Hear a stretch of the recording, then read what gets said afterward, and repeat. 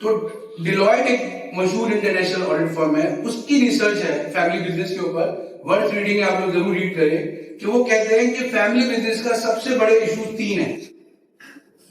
ایک ہے maintaining family value, دوسرا سکسیشن پلاننگ، اور تیسرا کیا ہے پروفیشنلزم. اگر ان تینوں پہ کام کر لیں تو ہر فیملی بزنس، ابھی کچھ لوگ بات کر رہے تھے 100 سال کی، میں 100 سال کی، میں تو کہہ رہا 1000 سال کی بات کر رہا ہوں. یہ ہم نے دیکھا فیملی بزنس 1000 سال، تو آپ کا فیملی بزنس 1000 سال چل سکتا ہے اگر آپ ان 3 چیزوں پہ کام کریں. تو ہمیں دیکھتے ہیں کہ ان 3 چیزوں کے بارے میں اسلام کیا کہتا ہے. تو سکسیشن پلاننگ کی اگر ہم بات کرتے ہیں، اگلی نسل کو لے کے آنا، تو قرآن کریم ہمیں سورہ نساء میں کہتا ہے کہ جب ایک بچہ یتیم ہے اور تم اس کے گارجین ہو، علماء کرام بیٹھے ہیں، تو سورہ نساء جو خاص طور پر یتیم کے حقوق پر سورت ہے، اس میں اللہ فرماتے ہیں وَلَا تُؤْتُوا السُّفَهَاءَ، کہ جو بیوقوف یتیم بچہ ہے اس کو اموالکم، اپنا مال مت دو. یعنی اس کا مال آپ کہو کہ نہیں بیٹا اسی کا ہے، اسی کو دے دو، نہیں. الذی جعل اللہ لکم قیاما، اللہ تعالیٰ فرما رہے ہیں ہم نے تمہارے مال کو تمہارا ذریعہ ہے زندگی بنایا، اس کی قدر کرو، اس کو ضائع نہیں کرو بیوقوف کو دے دو. اب آپ کا بچہ ابھی آیا پڑھ کے، ابھی اس کو پتہ ہی نہیں دنیا کے گھر مسائل کا، آپ نے اس کو ایگزیکٹو ڈائریکٹر بنا دیا، آپ نے اس کو جو ہے نا ڈائریکٹر مارکیٹنگ بنا دیا، اور اس کو بھی پتہ ہی لیٹسٹ ٹرینڈ کیا مارکیٹنگ کے. اور ابھی اس نے پڑھا ہے یونیورسٹی میں، یونیورسٹی میں کتنا ریلیونٹ پڑھایا جاتا ہے ہم سب جانتے ہیں، میں بھی یونیورسٹی میں پروفیسر ہوں، تو ہمیں بھی پتہ ہے. اب اس کو پتہ ہی نہیں ہے اور آپ جو اس کو ایگزیکٹو ڈائریکٹر بنا رہے، اب وہ کیا کرے؟ اس کو پہلے پبلش تو کریں. اور کیا فرمایا وَابْتَلُوا الْيَتَامَىٰ، یتیموں کا امتحان لیتے رہو، حتیٰ بلغوا النکاح، یہاں تک کہ وہ نکاح کے قابل ہو جائیں. فَإِنْ آنَسْتُم مِّنْهُمْ رُشْدًا، اب اگر تم ان میں دیکھو کہ ان کے اندر سمجھداری ہے، فَادْفَعُوا إِلَيْهِمْ أَمْوَالَهُمْ، اب اس وقت مال دو. تو پوری سکسیشن پلاننگ اسلام نے ہمیں بتائی. ہم سورہ نساء کو نہیں دیکھتے کہ اللہ تعالیٰ ہمارے کہ بھائی کب مال اس کے حوالے کرنا ہے، اس کا امتحان لو. ہم اپنا بچہ آ رہا ہے اس کا امتحان ہی نہیں لیں، ہم اس کو کوئی ٹارگٹ دیں، اس کو پروجیکٹ دیں، اس کے بعد بولے بیٹا ڈیلیور کر کے دکھاؤ پھر تمہیں پوزیشن پہ لے کے آؤں. اب وہ نہ ڈیلیور کر رہا ہے، نہ اس کی کوئی اکاؤنٹیبلٹی ہے، نہ اس کی کوئی KPIs ہیں، اور بس وہ آتے ہی جو ہے نا چونکہ والد صاحب کاروبار ہے تو وہ ڈائریکٹر بن گیا، ایگزیکٹو ڈائریکٹر بن گیا، پارٹنر بن گیا، ہیڈ آف ڈپارٹمنٹ بن گیا.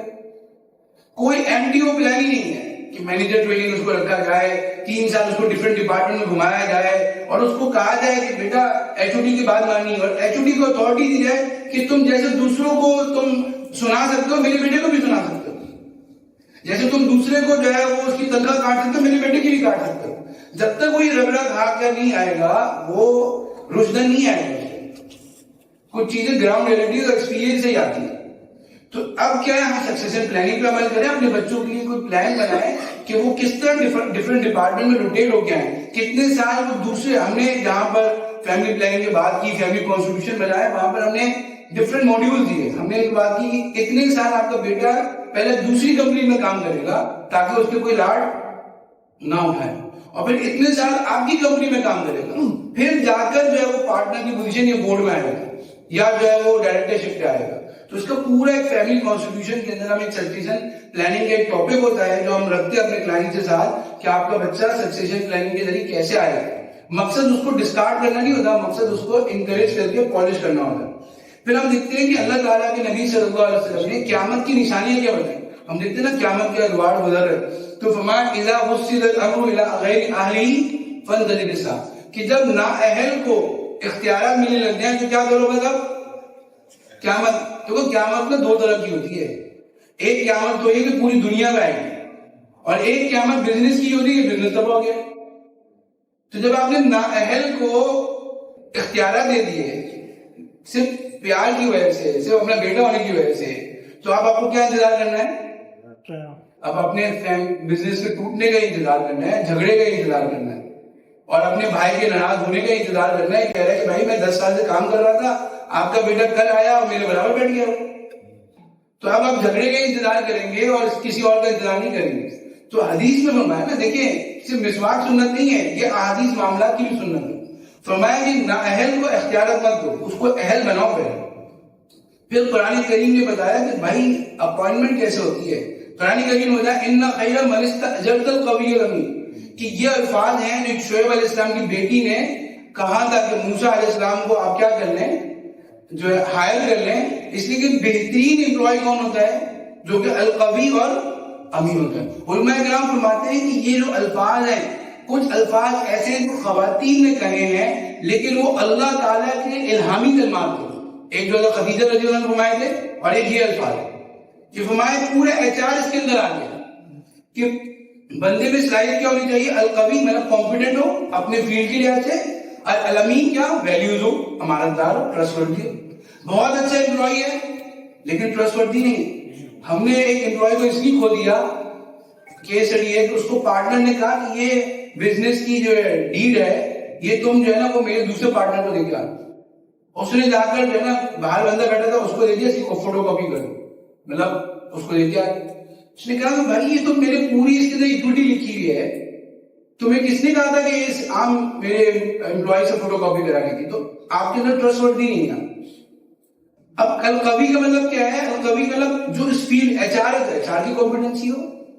اب ایسا نہیں کہ بھائی چونکہ کہیں نہ کہیں پلیس کرنا تھا, ایک بیٹے کو سیلز کا ایڈ بنا دیا, ایک بیٹے کو HR کا ایڈ بنا دیا, اس کی کمپیٹنسی ہے کہ نہیں اس کے اندر. اس کی پہلے آپ نے تھرڈ پارٹی ویلیوشن کرائی, مطلب اس سے آپ نے کہیں چیک کرایا کہ اس کے اندر کی لیڈ کرنے کی صلاحیت ہے. آپ پہلے جا کے دیکھیں کہ اگر اس بندے کو میں کہیں باہر پلیس کروں تو اس کی کیا تنخواہ ہوگی, وہی تنخواہ دوں نا. تو شروع سے اس کی عادت ہو گئی آڈی میں پھرنے کی, تو وہ پھر کہیں پہ بھی ہلکے انداز سے کام نہیں کر سکے گا. تو القوی الامین یہ دونوں چیزیں ہم نے اپنے بچوں میں پیدا کرنی ہے, یعنی کمپیٹنسی بھی اور ویلیوز بھی پیدا کرنی ہے. اس لیے جو فیملی کانسٹیٹیوشن ہم لکھواتے ہیں اس کے اندر میں ایک سیکشن ضرور لکھواتا ہوں کہ آپ کے فیملی کی کیا ویلیوز ہیں. آپ اپنے والد صاحب, میں نے کلائنٹ سے پوچھا, انہوں نے کہا مجھے تو نہ نہیں, میں کہا اپنے والد صاحب سے میرے انٹرویو کرائیں, میں والد صاحب سے پوچھوں گا کہ آپ کے اندر کیا اچھی صفات تھی, آپ کے والد میں کیا تھی. پتہ چلا ان میں خیرات دینے کی بڑی صلاحیت تھی, ان میں یہ تھا کہ وہ جھگڑے نہیں کرتے تھے, ان کے کسی نے قبضہ کر لیا لیکن پھر انہوں نے کورٹ میں نہیں گئے کہ مجھے رشتے نہیں چھوڑنے. تو بہت ساری صفات ہوتی ہیں جو بلڈ میں آ رہی ہوتی ہیں, وہ صفات آپ نے نئی ویلیوز اپنے بچوں میں دینی.